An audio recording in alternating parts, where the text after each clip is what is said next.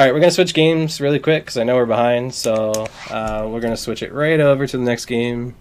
Let me change my splits. This one might look familiar to you guys. If my capture card will catch up with us.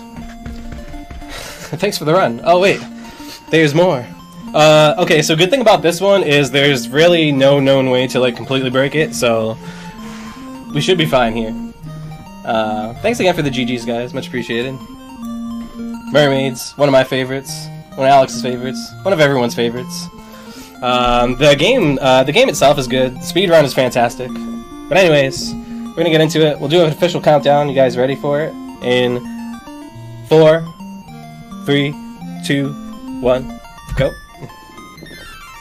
Do a countdown from 4 because again, I'm not bound by the rules of countdowns. I can do what I want. Okay, so this game is interesting. The levels themselves are very straightforward. There is no RNG in the levels whatsoever. So you just do the same thing. That's the only power-up we're going to grab too. It's the only one we need. So there's a run button, which makes her swim faster.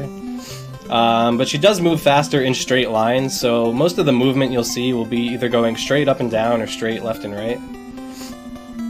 We grab these shells just to clear out some enemies if we need to. So like at the end of this level here, we're going to clear this guy out. So we're going to manipulate the RNG on this fight by not pushing anything until the shark fully settles. Okay, so then that puts these fish right where we need them. So we're going to throw 2 here, freeze this one, and then we're just going to wait right here because that's going to manipulate the final form here. Or the final cycle, I should say. Yep, so that's perfect. Great fight. So yeah, all the levels are straightforward, but the bosses vary in their difficulty, execution, and RNG. RNG mainly on the third boss, the Walrus. The RNG in this boss is tough. This one's more execution based. This is probably the toughest fight in the run. We're gonna fight the eels. There's 2 of them, but you have to rely on the crabs. You have to bubble the crabs to throw into the eels. So it all depends on where the crabs land, where the eels spawn, and there's 2 of them. So you guys will see that when you get there. But you can see the levels are all pretty straightforward though. So again, it's just a lot of just moving straight up and down, left and right, doing the same thing every time. If you guys are looking for a speedrun to get into, like if it's like maybe you're like considering it and you're like, I don't know, I'd like to get into speedrunning, I kind of want something just to ease into it, something easy.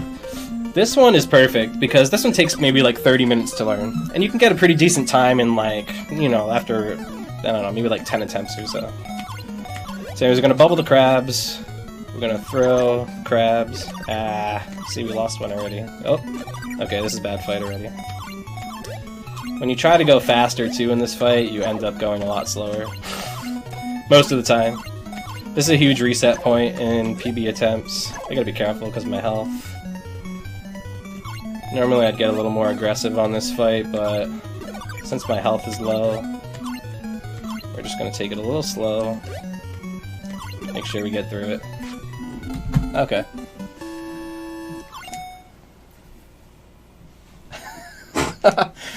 Yeah. That's how you kill the eels. You get crabs on the eels. Kill them every time. I feel like that advice is probably multifaceted. Anyways, this is the 3rd level. So this will feature the Walrus boss, which is the biggest source of RNG in the run.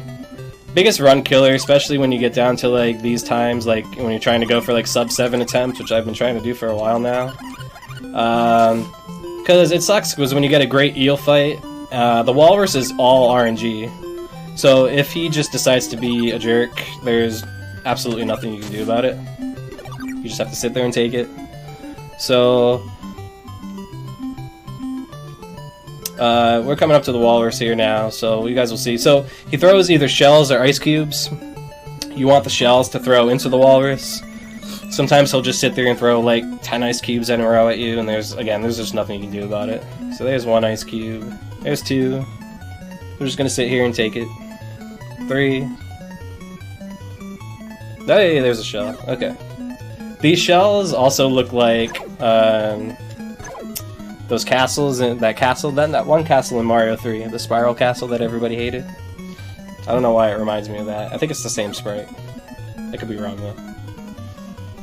Okay, that wasn't too bad. That actually wasn't too bad.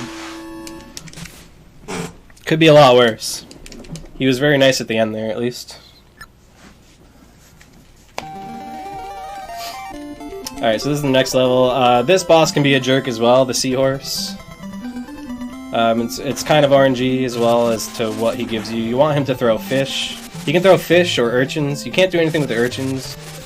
You need to hit him 5 times. He throws 2 things at a time. That part's actually very difficult. That's great movement there. So a lot of the movement too, like you can see, like I'm setting myself up on the floor and on the ceilings. It basically sets you up to move straight. So you'll see this at the end here. I'm going to take a damage boost, but it's also going to set me up to move straight through to the end of the level. So right here, damage boost, and then I just go straight through. So a lot of like optimizations like that through the levels. Alright, so we want 2 fish at a time. So that's 2 urchins, so that's horrible. You want to stay on the left side though, because then it clears them off the screen faster.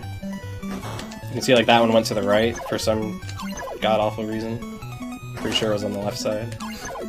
That one I can't get on the left side without taking a hit, so we're just going to leave that one be. Alright. Good enough. Yeah, that walrus is a real jerk. If you ask any of the top runners about the walrus, they will tell you exactly how they feel about him. So, alright, so we're in the last 2 levels here. Well, this is the last level, last 2 fights. They'll both feature the main bad guy. I couldn't think of the word. Ursula. So there's two Ursula fights. Dubbed on my splits Ursula Minor and Ursula Major because I'm a space nerd. Anyways, so this fight features some RNG because again, there's only certain things that she throws that you can actually throw back at her. So we want seahorses or fish. She can also throw starfish and urchins. You can't do anything with those. And you have to be very careful about where she's throwing them to. Oh, you know what? There actually is a way to break this game. Now that I think about it, hopefully it doesn't happen here. There's a way that something funny happens with the game sometimes where she just throws urchins at you. And it seems to just like soft lock the game. Well, not soft lock it, but you have to take a death.